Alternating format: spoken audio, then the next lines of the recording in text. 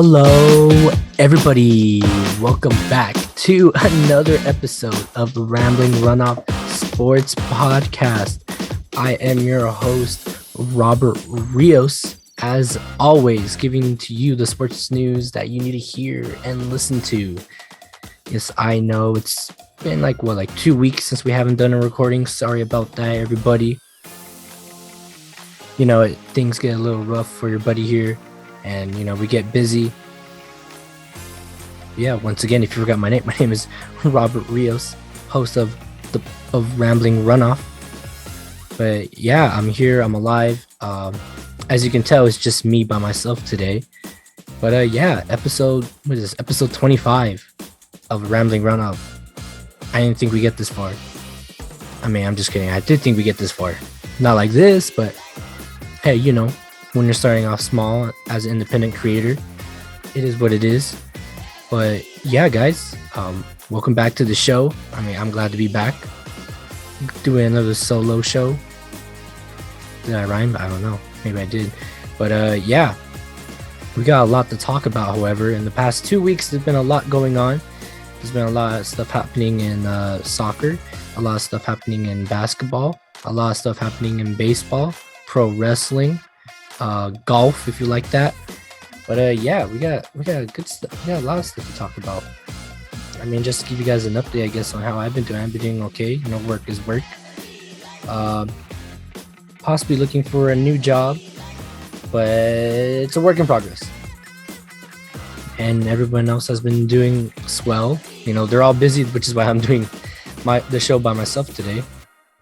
And there's why we kind of haven't done a show either, because I'll get busy and then others will get busy and the schedules just don't work. And it's like, what would you rather prefer? Me just doing this by myself, or having a little banter with other people always works. But hey, it's all right. But I also like doing this too. It's what I like to do. But yeah. Let me see. I know I kind of hinted at it just a couple seconds ago, but yeah, we're gonna be talking some soccer. The U.S. men's national team qualified to the World Cup. We'll be talking about that. MLB opening day this week as of this recording. I'm gonna be going over some of the headlines and I guess talking to you about some of the games that are going on right now and going on throughout the month and the season. In the warm-up, we're gonna be talking some March Madness that just wrapped up. I'll tell you guys the winner when we get there. And then stay up until the end as we will be going through the rundown. Yes, the rundown. It's action-packed this time. Trust me, you're going to want to hear this. That was a lot. It's like it's almost as if I haven't done this in a while. But yeah, a lot to unpack today in this week's episode. But one footnote I would like to point out. If you're listening to this on YouTube, we're still Rambling Runoff, except the headline or the title of the episode will say RRO instead of Rambling Runoff, because the YouTube titles won't let me exceed a certain character limit. So I decided, just for short, will be RRO for Rambling Runoff. Rambling R and run R and O for off, duh. But yeah, just as a footnote, if you're listening to us on any other platform like Stitcher or Anchor, Stitch will say Rambling Runoff and then insert title of this week's episode. But no, yeah, it should be all the same except for on YouTube. So shout out to my YouTube people. Thanks for liking the video and listening and watching our videos. Thank you very much. I appreciate it. But yeah, maybe we should start, rolling on with this thing. Start the rambling, I almost forgot my own catchphrase. But yeah, let's start the rambling. And the first thing we're going to be talking about in this week's episode is the U.S. men's national team. What is it? 4 or 8 years later, the U.S. men's national team is returning to the FIFA World Cup, the 2022 FIFA World Cup in Qatar. Wow, that's like crazy. I was very, I want to exaggerate it, but I was semi-emotional when the U.S. finally qualified for the World Cup. It wasn't easy. It wasn't too rocky, however. They did what they had to do, and they qualified. That was the main goal, although there are people out there that suggest that with the type of players in the squad we had, we should have dominated our CONCACAF sector. But in my opinion, I feel like they did just enough to get to the big dance. Because now they got to play balls to the walls, 110%, you know, go as far as they can. I'm not going to say win the whole damn thing because the World Cup is not easy. The US would have to go on a Cinderella run for that to happen. And yeah, the World Cup is a winter version, so there's no games in this summer. So no summer World Cup, but a winter World Cup in which the games, or I should say the matches, will begin on Monday, November 21st, and Sunday, December 18th. So just to clarify a little bit more, the US was able to qualify to the World Cup in a comfortable third place position in CONCACAF, as they won, lost, and drew in their last 3 games. They drew 0-0 to Mexico in Azteca. They won convincingly against Panama 5-1 in Orlando, and then they drew. I'm getting them mixed up because I'm doing win, loss, draw, but I'm doing it in order of said games. So once again, they tied with Mexico. They beat Panama 5-1, and then they lost to Costa Rica 2-0 away. Some people wanted them to win that game just to leave confidently, even though the games are in the winter in November. But yeah, they solidified their spot, I would say, in that second game against Panama, considering Costa Rica and US tied on points, I believe 25 or 28 points each. But what broke the tiebreaker was goal differential, in which going into the Costa Rica game, Costa Rica was going to have to defeat the US 6-0. I mean, it might have happened. It did get kind of scary in that game because, you didn't want to see the US go down 1-0 in the first place. But then going down 2-0 was a little daunting. But, they were able to, I guess, hang on per se, which is a little weird to say. But they qualified third place. So just to explain more in the CONCACAF qualifying leaderboards, Canada finished first, Mexico finished second, US in third, and then that put Costa Rica in the 4th place spot, in which they will now play the Oceanic representative, which I believe is New Zealand. And the winner of that playoff match will go on to the World Cup. But I mean, I'll just speak upon the way they played. Like I said, I believe that we will win. But no, I believe that they played well. They played just good enough to qualify. I wasn't expecting them to be dominant as they were in, I believe, the 2014 World Cup qualifying timeline. But I don't know. I'm satisfied with qualifying at the moment, just due to the fact that the team struggled so badly in the last qualifying rounds for the 2018 World Cup. So I mean, I'm just relieved. I know some of the players, like Christian Pulisic, said, like, I didn't want to lose the last game. I hate losing. Okay, but you're going to the World Cup for the first time. So what would you rather do? Lose and not go to the World Cup, or lose and go to the World Cup? Like, you can't have it both ways. But yes, it's my opinion. That's his opinion. It's all good in the hood. But now what I need them to do as the players representing the country and the soccer community here in the US, I need them to show out. I need you guys to make it out of the group stage. Show that you guys are just a bunch of chumps. Like, this is not the old US team. The old US team, they're a bunch of fighters. I wouldn't say they weren't known for their skill. Of course, they were skillful. They were soccer players.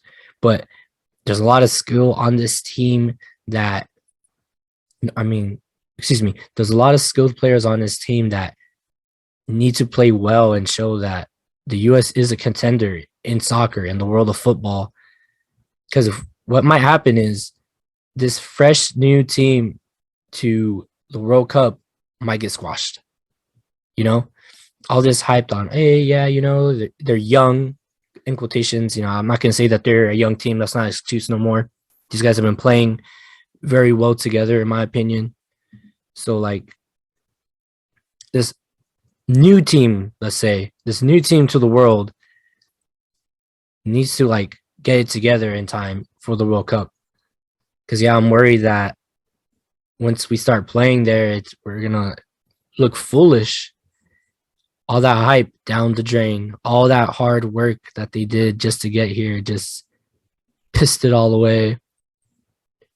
But fingers crossed that they do well. But other than that, yeah, I mean, I'm content with how well they played. I mean, they did have some bad losses. The Canada loss was bad. I'm trying to think, what was another bad loss? Well, I mean, there was even bad wins. I think who they played? They played Honduras in the cold, and they struggled there around that same time. And it's like, I mean, we had like a good win against Mexico. Oh, the Panama game at Panama, that was pretty bad. I think we lost like 1-2-0 to that one in that one. Like that was pretty pathetic in my opinion because I'm just tired. I mean, it's just aggravating to see these guys play really well on home soil, but like screw the pooch, going away. It's like, what's the difference? What? It's too hot. It's too humid. Too much altitude. Like that can't be the excuse no more.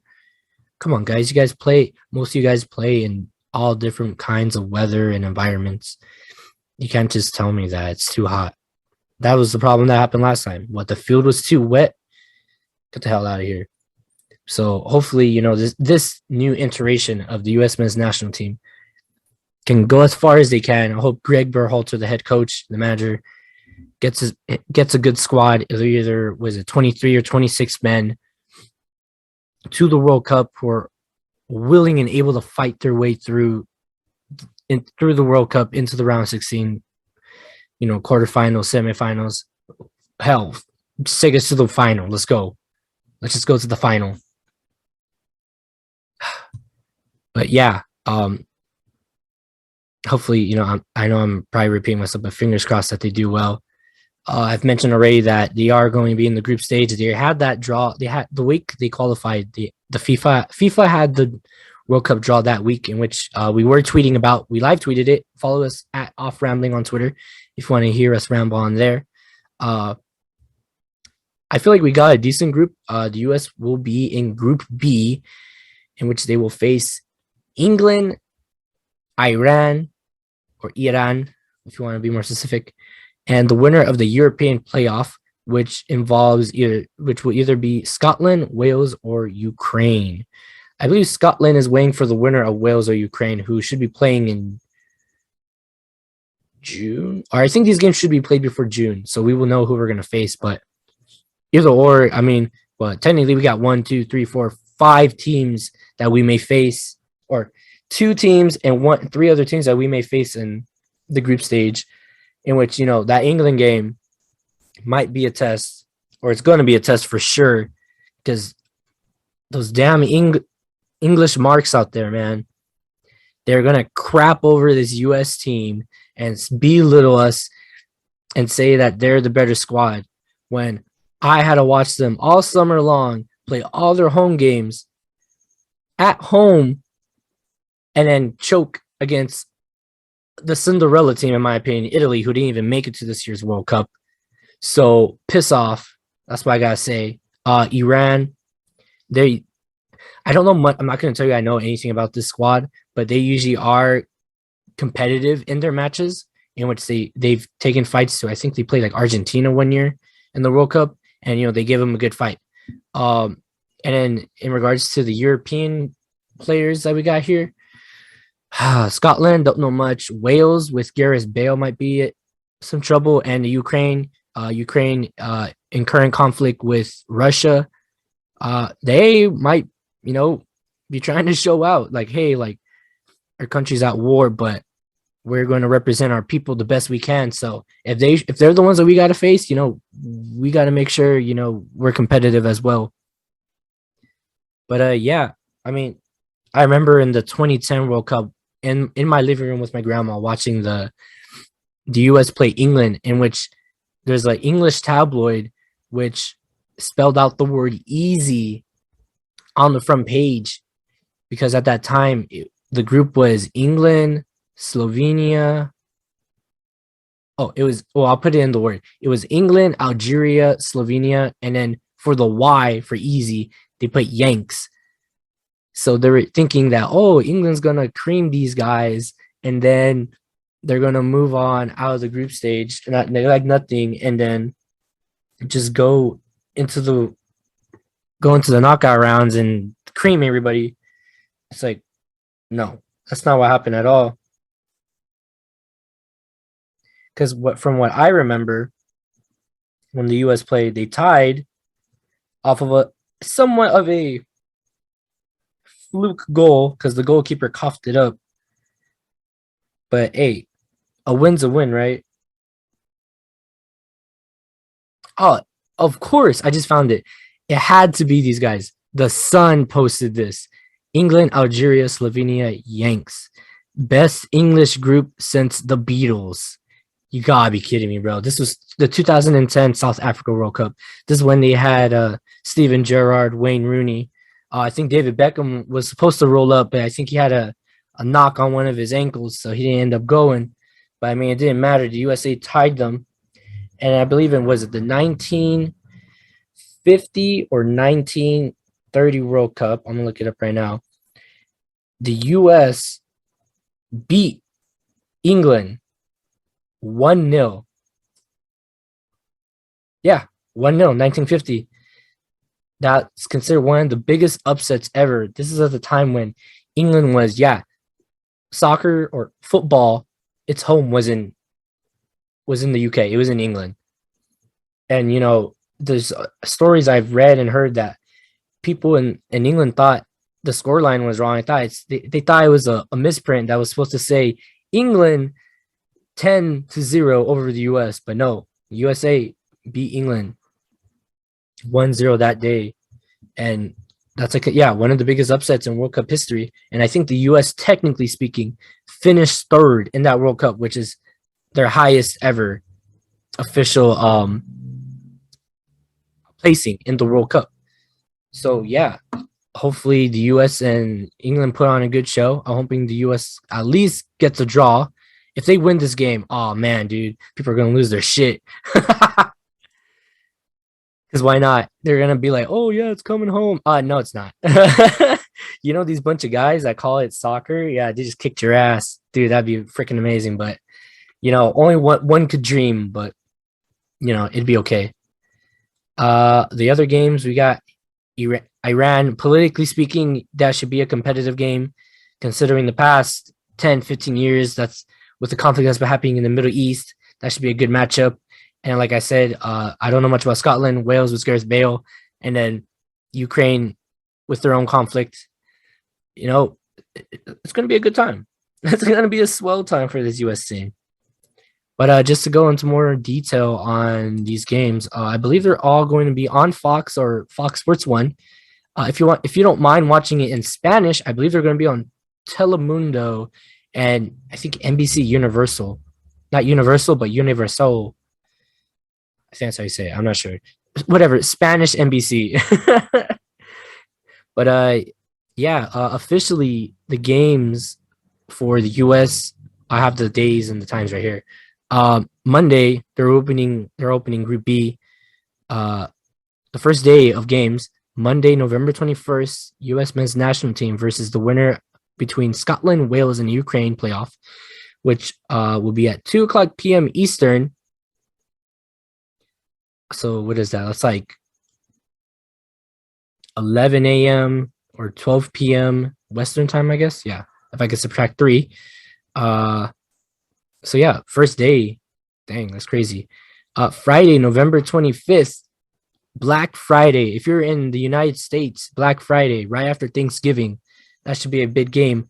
It is a big game because it's against England, 2 p.m. Eastern once again. That's why I'm reading it off of here on all the websites I was looking up. I did see they're going to be like, it's a morning game. a midday game, and then like an afternoon game. But these times might be changed. So I'm just reading what they have on right now on ESPN and whatnot on Sports Illustrated. But yeah, England, USA, Black Friday, November 25th. Just to let everybody know, like our international people, Black Friday is like a day where a lot of things go on sale. So people wait in lines or go on the internet and buy stuff, basically. I've done it a few times, not much because I don't know, I like saving my money and not waiting in long lines or waiting in a long line and finding out that the thing you're looking for is sold out. But yeah, just to clarify what that is, that's a small holiday here in the US right after the day after Thanksgiving. So yeah, it's going to be lit. And Tuesday, November 29th, USA versus Iran, 2 p.m. Eastern once again. But once again, times might be different. So you can find these games on Fox, FS1, Telemundo, or NBC Universal. But yeah. Oh, actually, I'm gonna read this. I don't care. Here's the potential schedule if the US does advance to the round of 16. Yeah, let's see, all times are Eastern. There you go. The round of 16 match 49. Round of 16 match 49. The winner of Group A will play the runner-up of Group B. Or okay, yeah, so that was Saturday, December 3rd. Or they may play Sunday, December 4th, with the winner of Group B playing the runner-up of Group A. So if we're the winner of Group B, we play whoever comes out of Group A, which I'll have to double check who's in there. I know the host nation Qatar is in there, so that we might have like a rematch of the Gold Cup in which we dominated. Which yeah, we better we better dominate, because we can't be getting caught slipping. You know what I'm feeling? You know what I'm saying? Let me see who's in Group A. In Group A, we got Qatar, Ecuador, Senegal, and the Netherlands. Yeah, so let's say USA. I'm just gonna try to predict it here. If USA wins the group, they may either play like Qatar or Senegal, who have been playing good. If they finish in second, you know, they could also be playing one of those, but you know what I mean. But yeah, we'll just have to wait and see until wintertime. I want to say, I'm so tempted to say summer. It's so weird to say winter, but it is what it is, you know.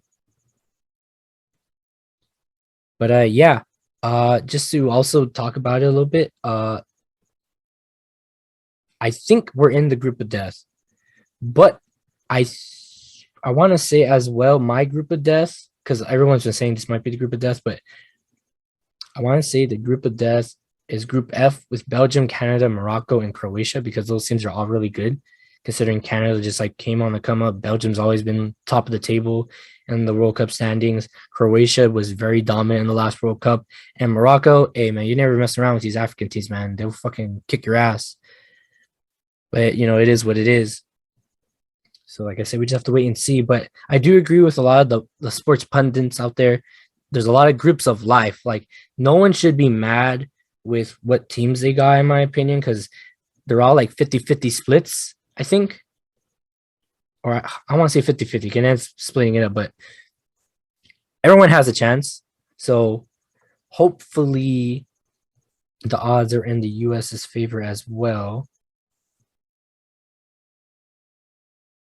But yeah, go USA. Hopefully you guys, you know, do well in your journey to Qatar, or Qatar, as Pat McAfee likes to say, which made me crack up because he was talking about let's get rid of Iran, and the way he did get rid of England, like I don't know. That made me laugh. And specifically, he said we're gonna win our first soccer Lombardi. Like, bruh, someone's gonna have to just cap on him next time and just be like, it's called the World Cup, bro.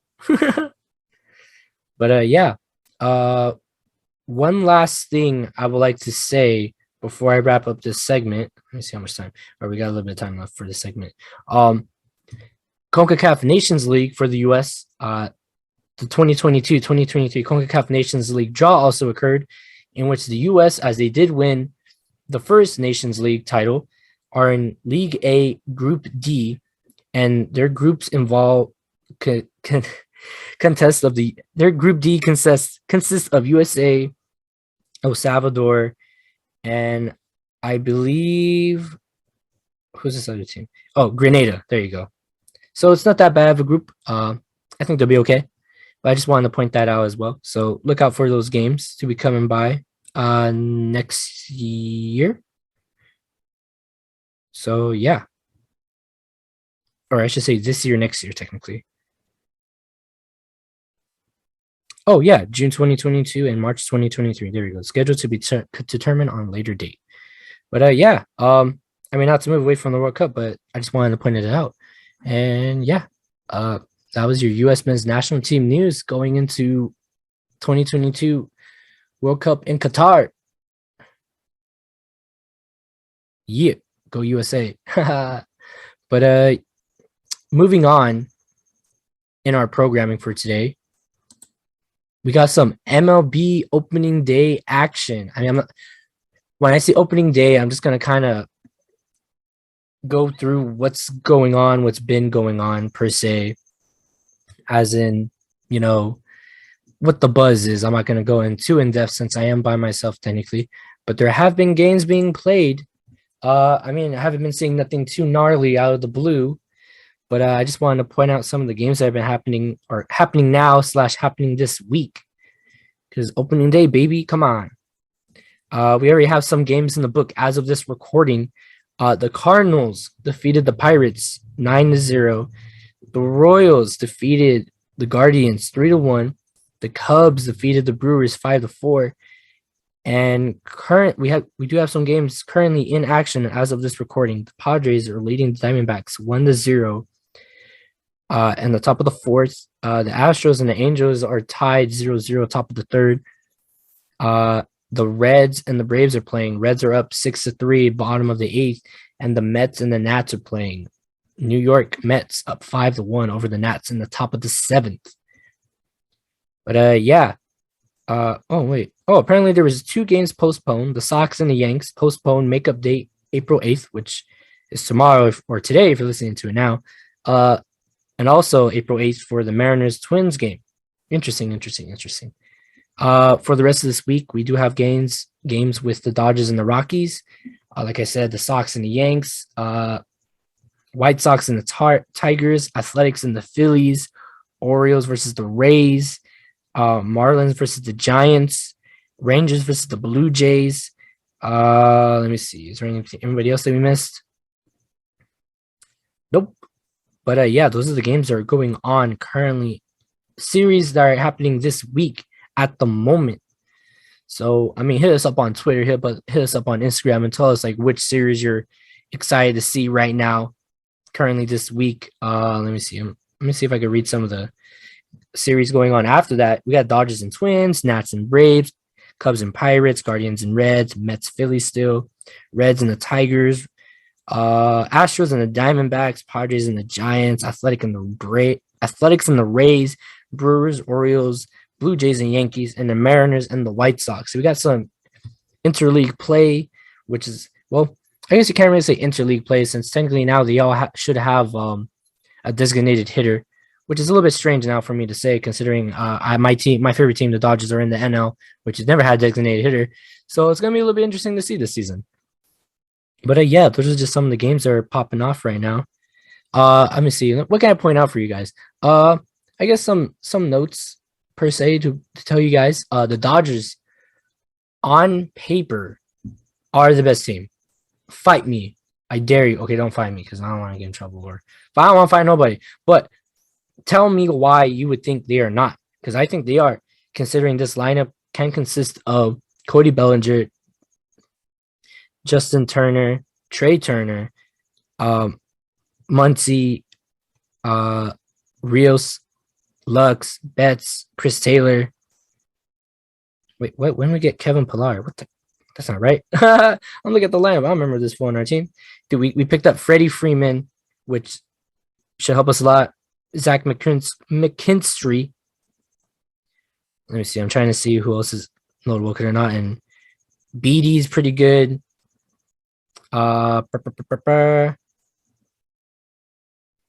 And yeah, I mean, those are just the notable hitters for a lineup. We did give up. I'm forgetting his name. How am I forgetting his name? I was about to say Gavin Lux, but it's not Gavin Lux. Here, I'm gonna get him up right now. We traded him for a pitcher, which I'm still a little bit iffy on because I really like the guy that we had in our lineup because he didn't necessarily play to hit the ball very far, but it is what it is. I think they picked up Craig Krimble in a trade, and now why can't I find it? Let me see. Why didn't I write this down? I thought I was able to remember this, but I couldn't, unfortunately. Krimble to Dodgers. We love this professionalism right here. It's great, isn't it?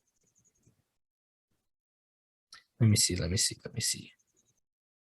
How come we can't find anything that says what happened? Oh, for AJ Pollock. There we go. The Dodgers traded AJ Pollock for Craig Krimble from the White Sox. Yeah, I'm pretty sad about that, low key, because I really liked AJ Pollock because he doesn't play to hit home runs. He plays to play the ball into the field, which I feel like the Dodgers for a really long time were missing, and he was a connector piece, and now they just traded him away. What the hell, bro? Why would you guys do that? I mean, were you guys trying to make cap space? I hope not, because I feel like that was a waste of a trade. I mean, yeah, we need some pitchers. Craig Krimble's really good, but I don't know. I feel like we're stacked. Our farm system is really good, but it is what it is. I mean, I don't own the team. I don't make these decisions, but that's just my opinion that it was a bad move by the team. You gave up someone that doesn't do what everyone else does, and they do the one thing that helped us win the World Series in 2020. But it is what it is, like I say. But yeah, on paper, the Dodgers should be the best. I would say another good team with another good lineup are the Giants because they picked up a familiar face, in my opinion, to the Giants organization, and they picked up, I believe, Jock Peterson because I think his contract expired or he just got traded from the Braves, so now he has 2 World Series rings. Ain't that some shit?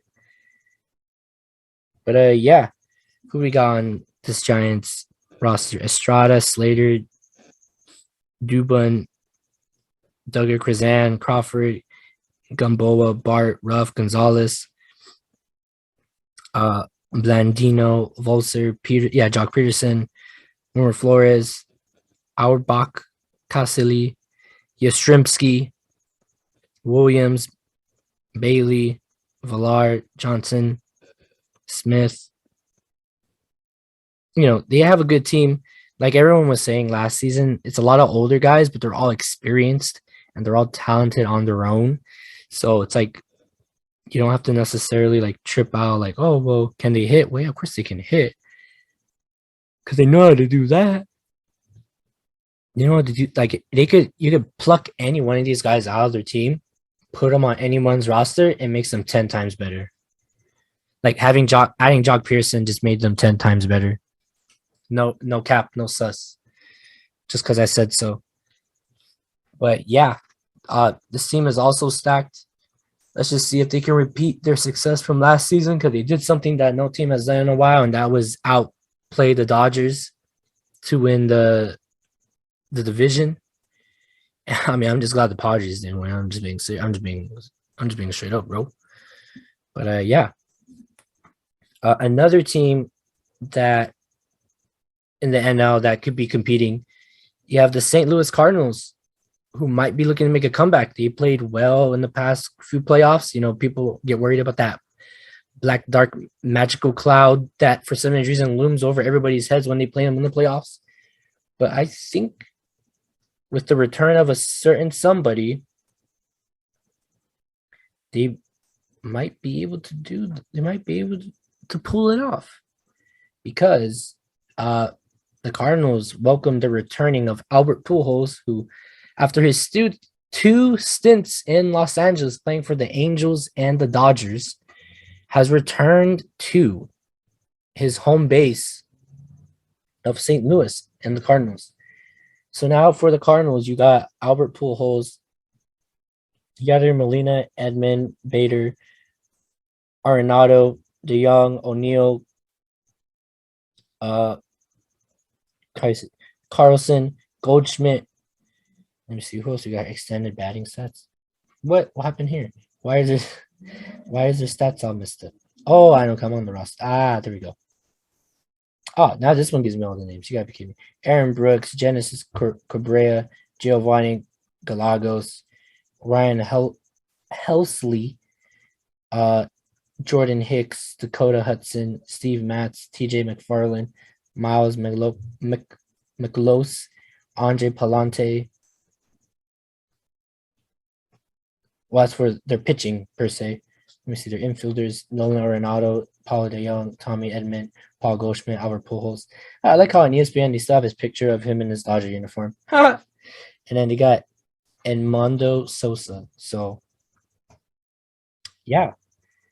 Anybody in outfield? Tyler O'Neill, Dylan Carlson, Corey Dickerson, Lars Nootbaar, and Harrison Bader. That's another notable team I like to point out. I was like thinking, who else are we forgetting? Oh yeah, there's the Braves. But let's see how they perform without Freeman, considering that he was holding it down for a really long time.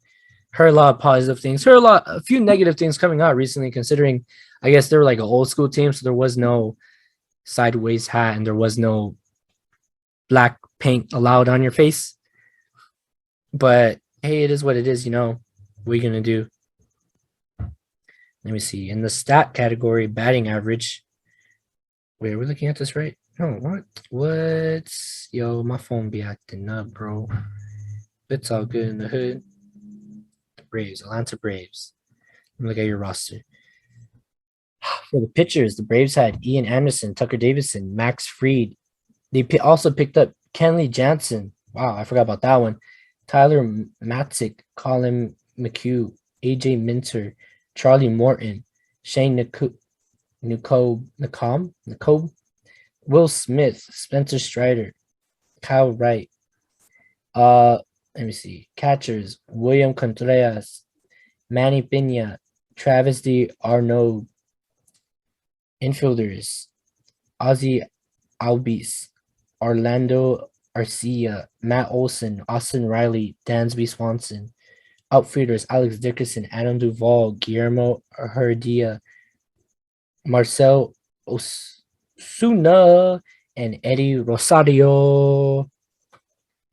So yeah, Osuna, who was out for the season, making a return. Let's see if he still has what it takes to carry this team without Freeman now. So yeah, let's see what happens there. Moving on to the AL.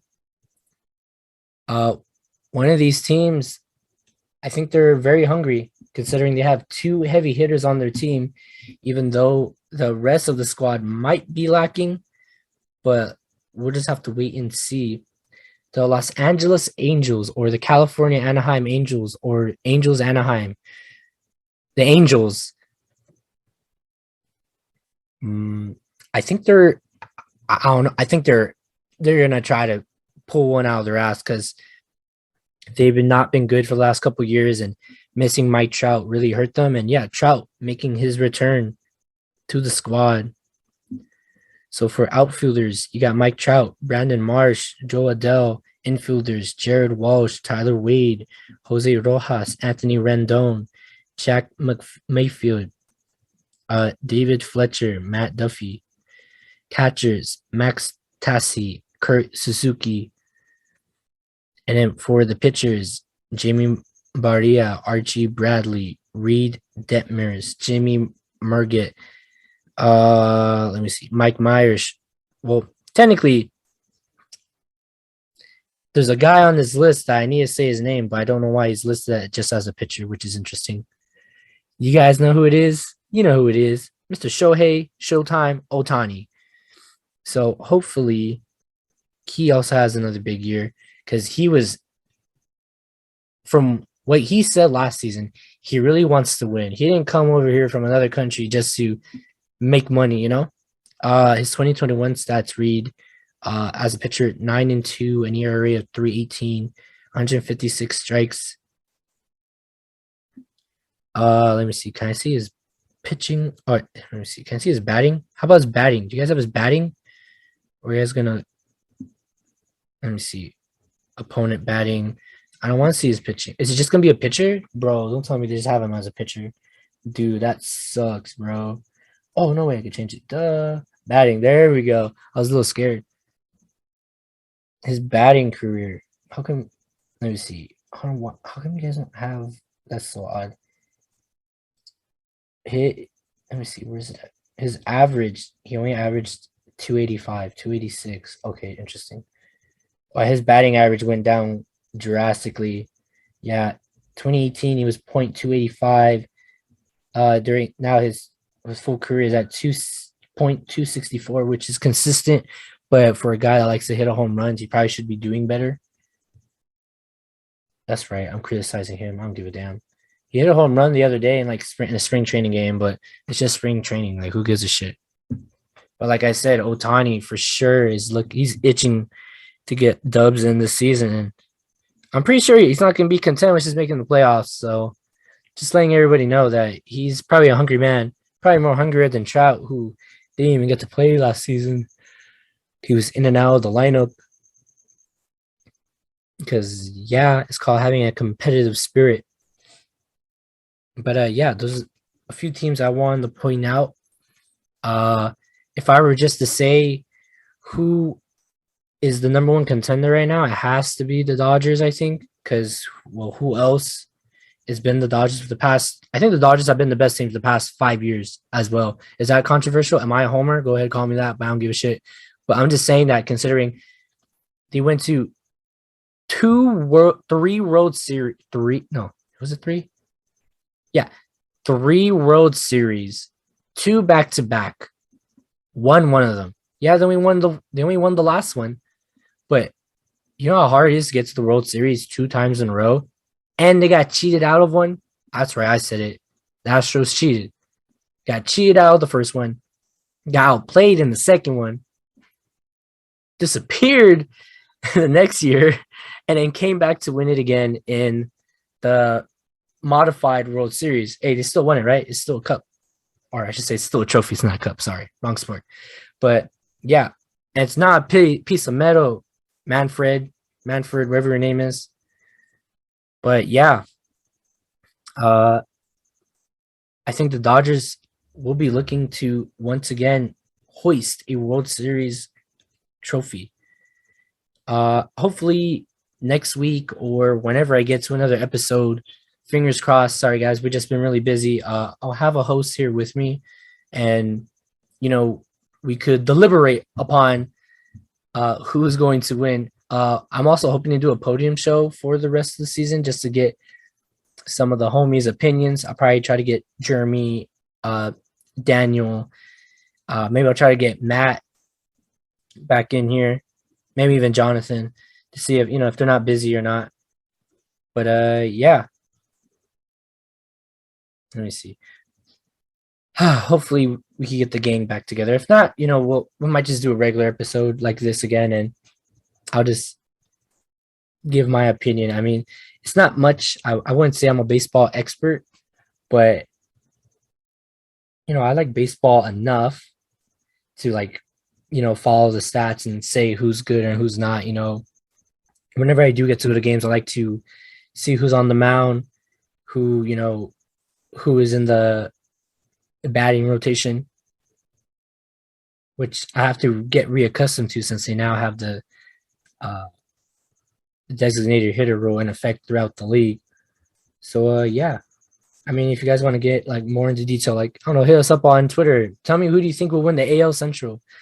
You got Cleveland, Kansas City, Detroit, the Twins, and you got the White Sox. See who else can.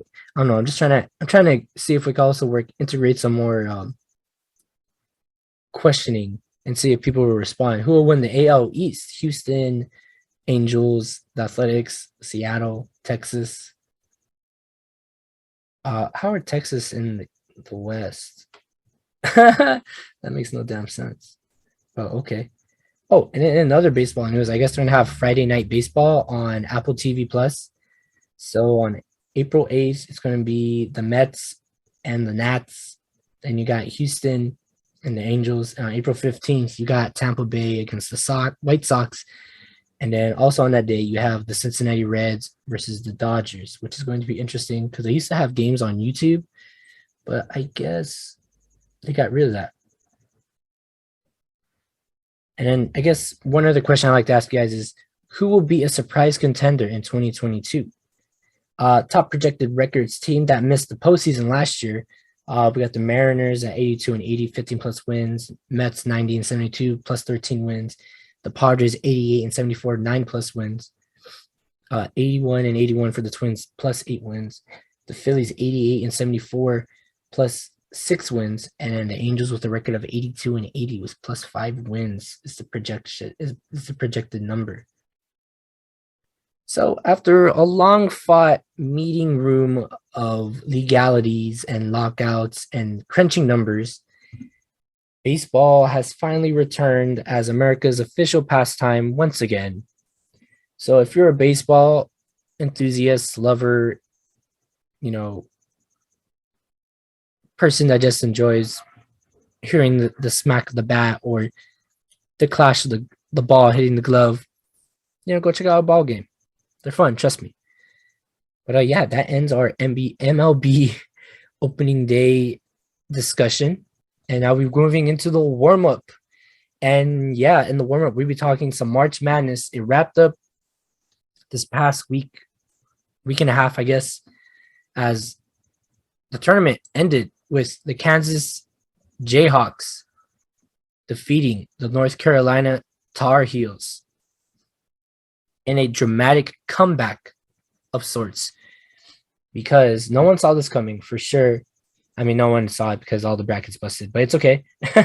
My bracket just totally went kaput right off the bat because I'm an idiot.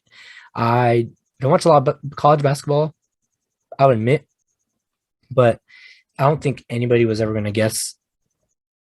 Like, no one was going to guess this final because even it's just funny to me because I used to like watching Kansas play, and it's ironic because all the times I picked Kansas to win, they didn't. It was always some sort of, how do you say,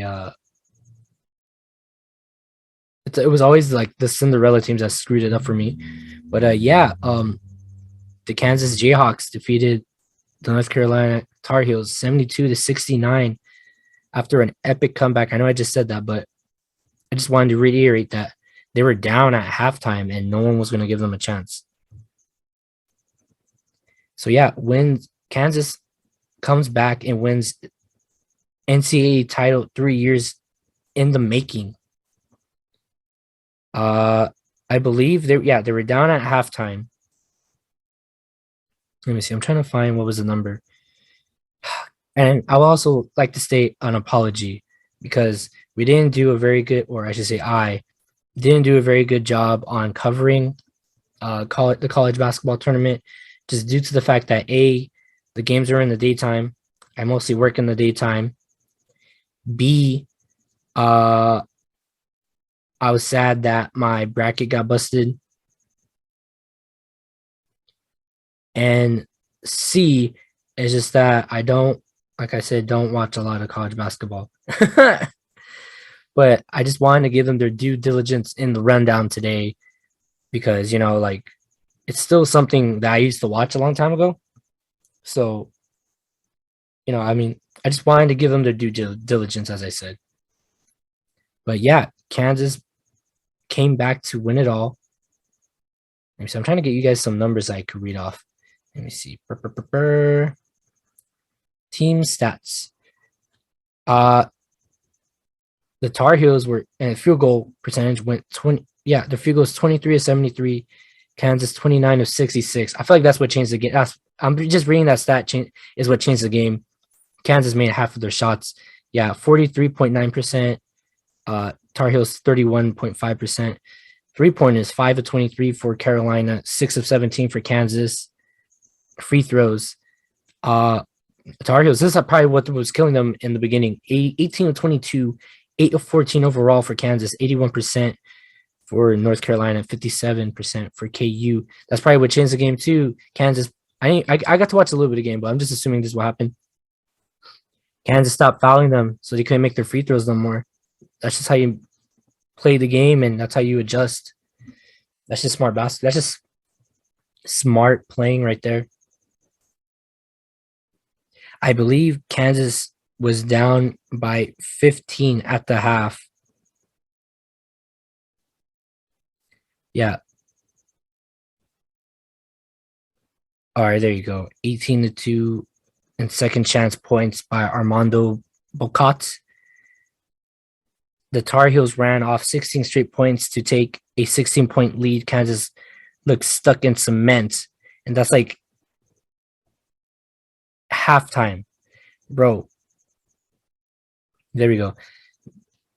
Oh, here I'm trying to find. When it was over, Kansas held on and completed the biggest comeback in title game history, surpassing Loyola Chicago's 15-point rally against Cincinnati in 1963. Here I'm looking. I'm just reading off the ESPN article that was connected to the stats. Apparently, Kansas really wanted to win it last year, but due to the pandemic, they weren't able to, pull it together.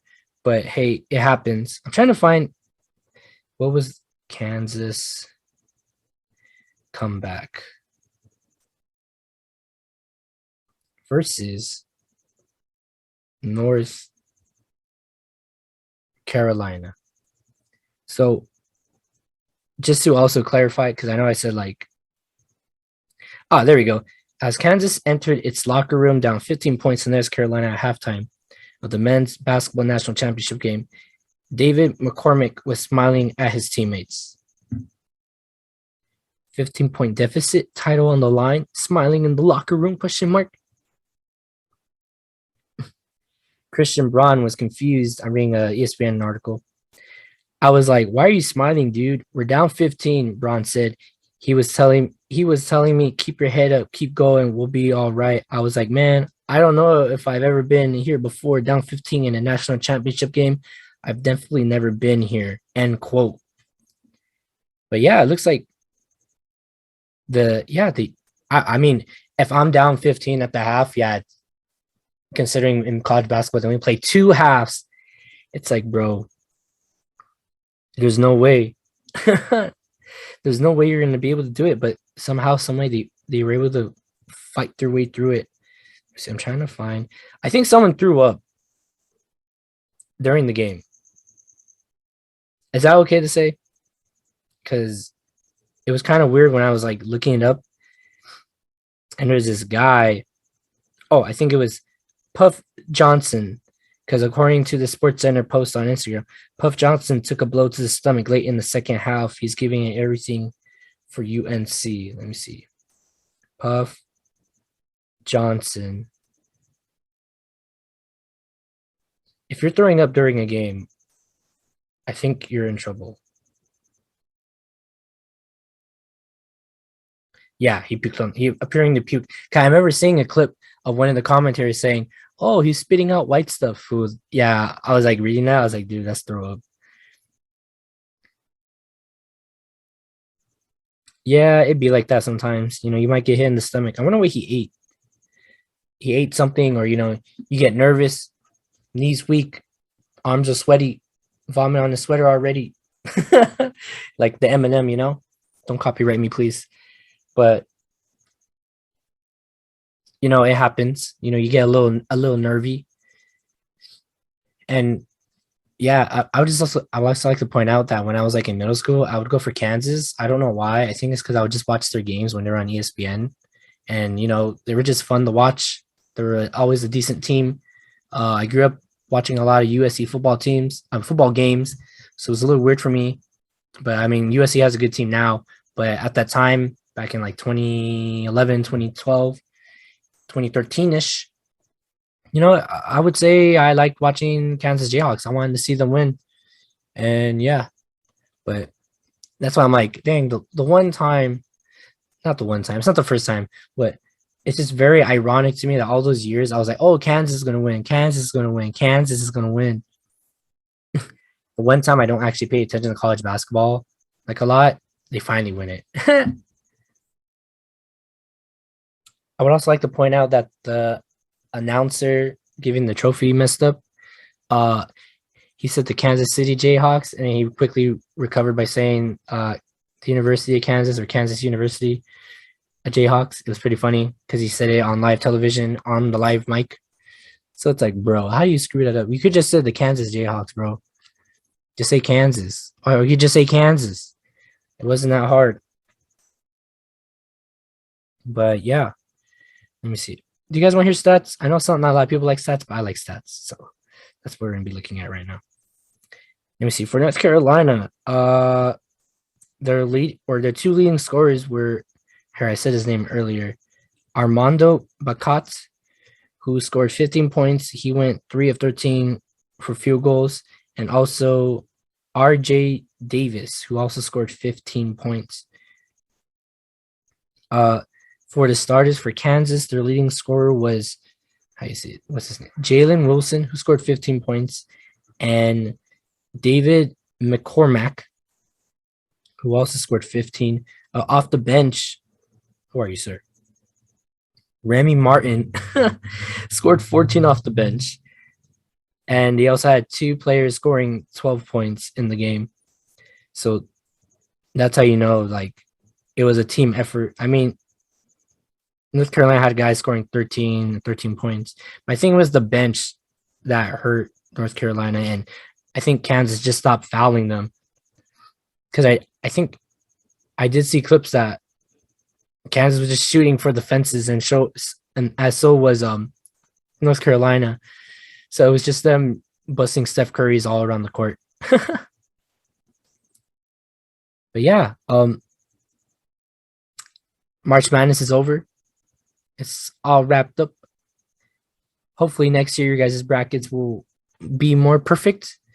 Hopefully next year, hopefully, fingers crossed, next year, I'll still be doing this. And we'll do a better job on covering college basketball. Trust me, it's just me. So it's kind of hard to do this by myself sometimes, but it's all good. Just keep your head up, as that one guy said. Just keep smiling. We'll come back right now. But yeah. That's the warm-up segment for today. March Madness, Kansas City Jayhawks. Look, see, I just said it.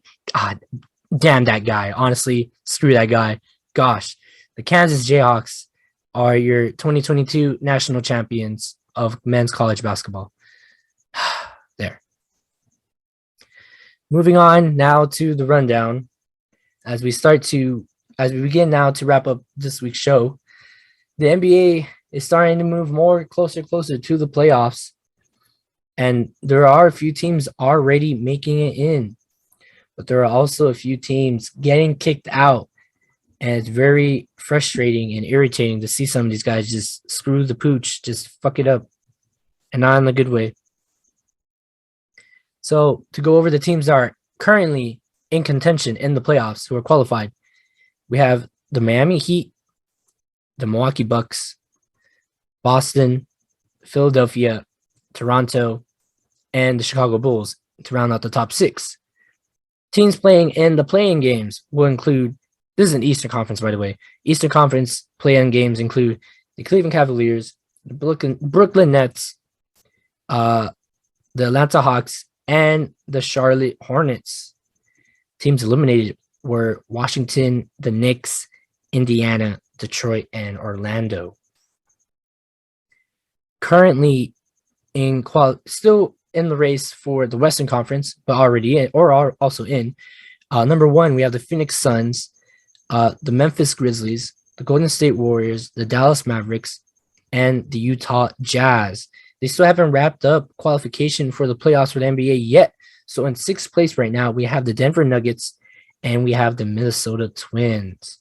I mean, the Minnesota Wolves. Sorry, wrong sport. The Minnesota Wolves, who have not yet solidified a spot in the playoffs or the play-in game yet. But in 8th place for the play-in game, we do have the Los Angeles Clippers. In 9th place, we have the New Orleans Pelicans. And in 10th place, we have the San Antonio Spurs. I'm going to read this backwards just for dramatic effect. Eliminated from the playoffs or play-in games for the Western Conference were the Houston Rockets, the OKC Thunder, the Portland Trailblazers, the Sacramento Kings, and gosh damn it, these damn Lakers can't do. Bro, I can't. God, fuck. Like, dude, how do you guys screw this shit up, bro? You guys had the best team on paper, and you guys fucked it up. Like, come on, guys. Come on. And LeBron thinks he's funny. Hey, let me post on April 1st. Hey, everybody. So I guess I'm out for the rest of the season. Yeah, you were out for the last game that you guys got eliminated from even the playing game. Come on. We got Russell Westbrook throwing bricks. We got Anthony Davis in and out of the lineup. You got LeBron just, I don't know what the hell he's been doing, honestly, just waiting to go play with his kid, which is fine, which is a nice thing to do. But hey, man, you know, this team that you signed up for, that you won a championship with, you know, you can still play with them. They traded Rajon Rondo. Dwight Howard was a bust again. It's like, bro, y'all had one job. And the funny thing is, too, is that for, I believe, the second year in a row, they got eliminated by the Phoenix Suns. Come on, guys. Come on, man. I don't want to talk about this no more. But anyways, yeah, if you want to go look up the standings again, teams are making it into the playoffs already for the NBA. So that was your NBA news there. Moving into some more calmer things, I guess. Tiger Woods has said that he wants to make it far in the Masters. And if you don't know what I'm talking about golf. And I believe he's in the mix. Let me see. Can I get the full standings? Let me see. Tiger Woods tied. Well, if I'm reading this correctly, he's tied for 10th at -1. I don't know what that means because I'm not too much into golf. I gotta hit up Danny if he could explain some of this. But I believe, I mean, just looking at this list, that's 1, 2, 3, 4, 5, 6, 7, 8, 9, 10, 11, 12, 13, 14, 15, 16, 17. He's only 16 spots away from first place out of a lot of people. That's not that bad, I think, for a guy that hasn't really been playing, you know, in and out of tournaments. You know, I remember one of the last tournaments he's won, it was like a big deal for him to, you know, to return. And, you know, like, he's been through a lot with his family, his playing career, his injuries. So I think a lot of people are rooting for him. If I'm reading this right, apparently he's hit a birdie and he's also hit a bogey, which I know those are pretty good. On the first hole, he went par 4, par 5. I'm way in order. Hole 3, par 4.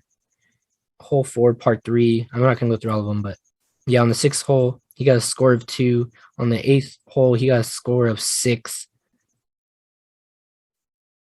So I think that's pretty decent for a guy that hasn't really been playing for a while. But yeah, go Tiger Woods.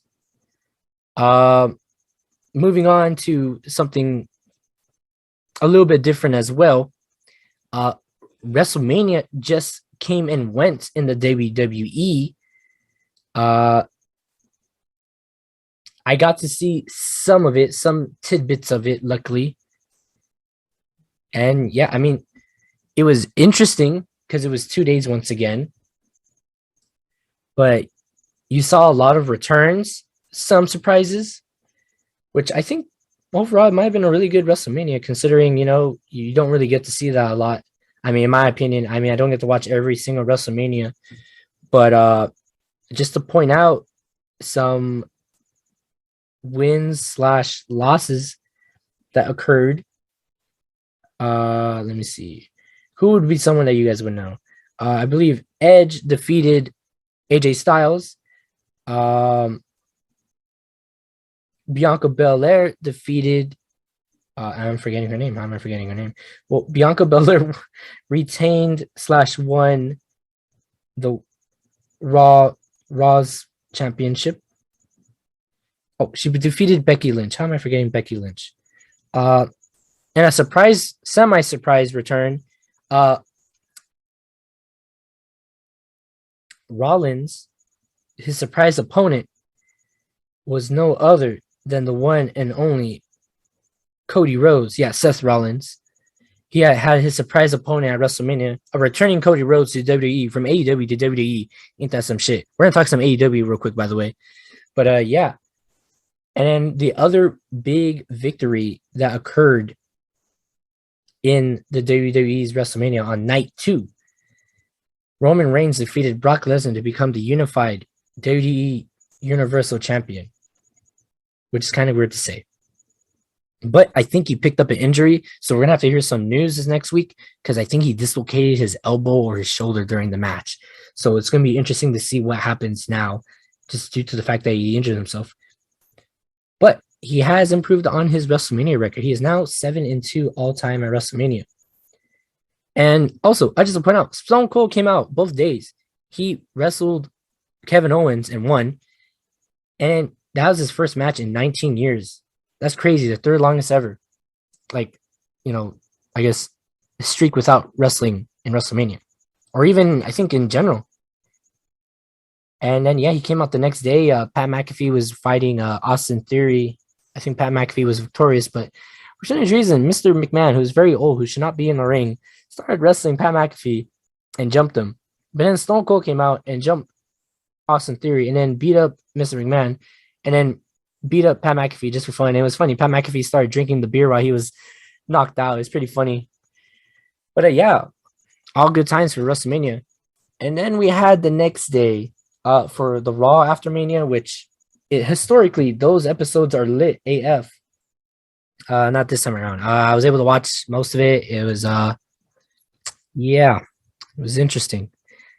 Not a lot of people were getting pops. They repackaged Elias as his younger brother, Ezekiel.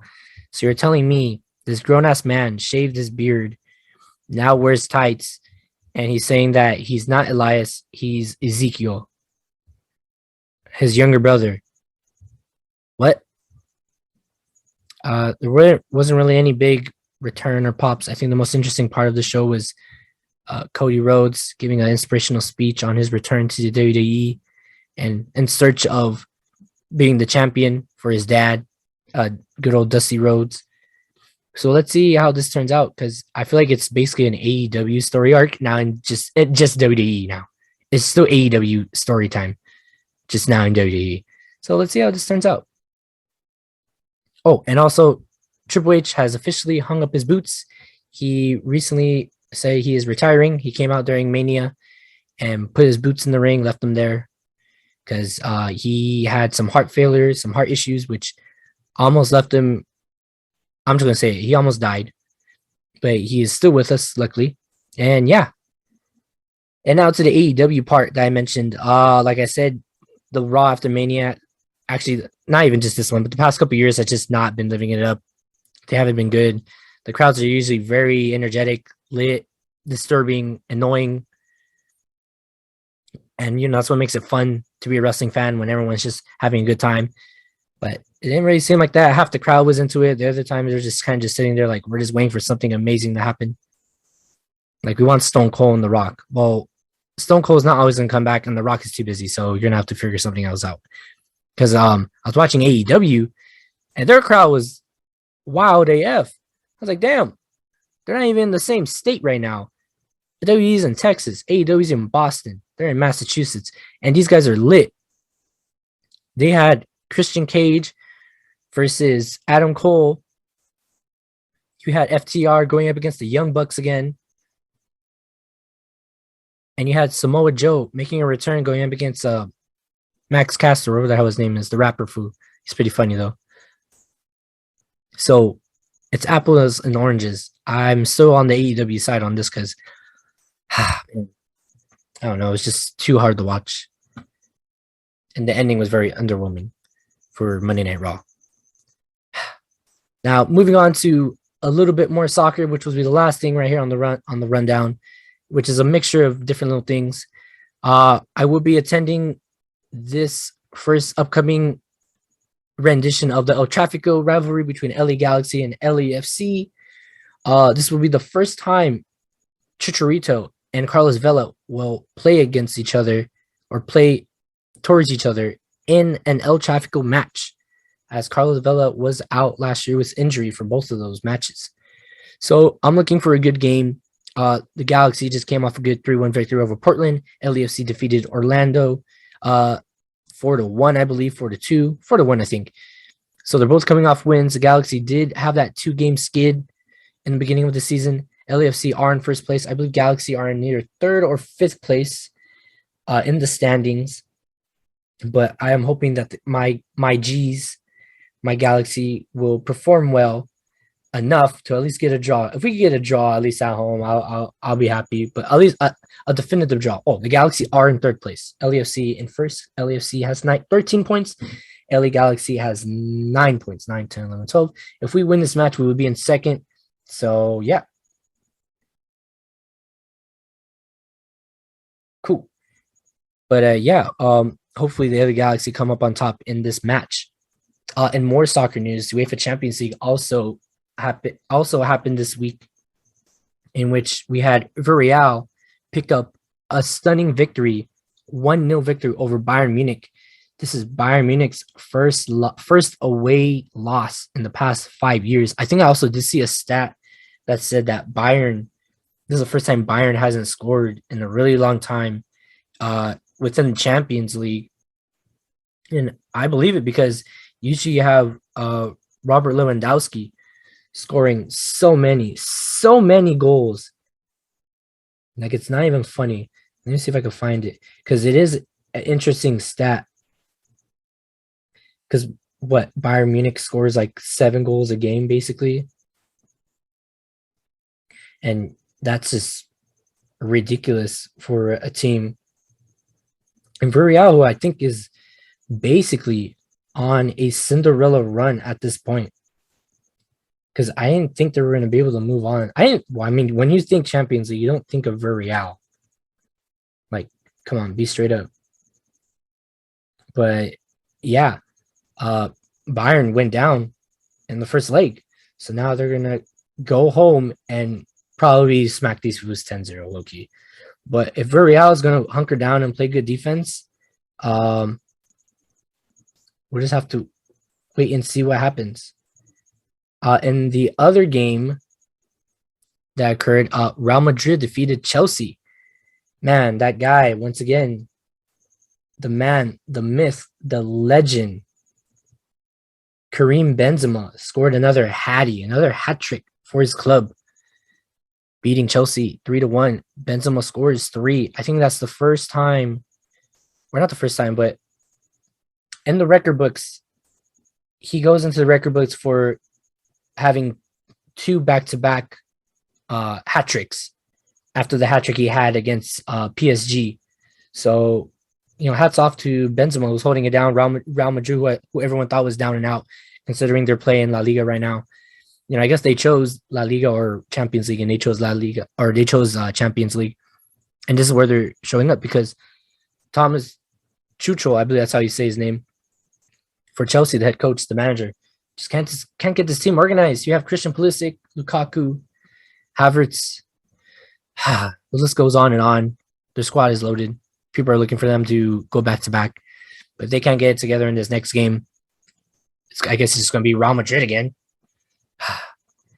And then after that, we had Liverpool defeating Benfica 3-1, and then Manchester City defeating Atletico Madrid 1-0. And now finally to wrap things up here officially on the rundown, we still got US Open Cup games going on. They started March 22nd. We still have some games going on this week. I'm pretty sure this will be going on next week and so on. You can catch those games on ESPN Plus and possibly on YouTube. I've seen some games on YouTube, but they might just be moving to ESPN Plus now. So if you have ESPN Plus, make sure you are watching those games. We finally did it. We did it. We finally made it through a whole show after 2 weeks of no show. But I hope you guys enjoyed this episode of Rambling Runoff. Thank you for listening to the show. If you're watching / listening on YouTube, please hit that subscribe button and make sure you also hit the like button as well. If you're listening on Spotify, please give us a follow. Thank you for listening. If you're on Stitcher, Anchor, Apple Podcasts, Google Podcasts, we really appreciate it. If there's any form of review or leaving a thumbs up or liking our podcast, please do so. We really appreciate it. We like the feedback. If you want more from us from our socials, you can follow us on Twitter at OffRambling. Follow us on Instagram at Rambling Runoff. And we do have a TikTok. Follow us there at Rambling Runoff as well. Once again, I am your host, Robert Rios. And we will hopefully see you very soon once again. Have a good day. Have a good night. See ya. Peace out.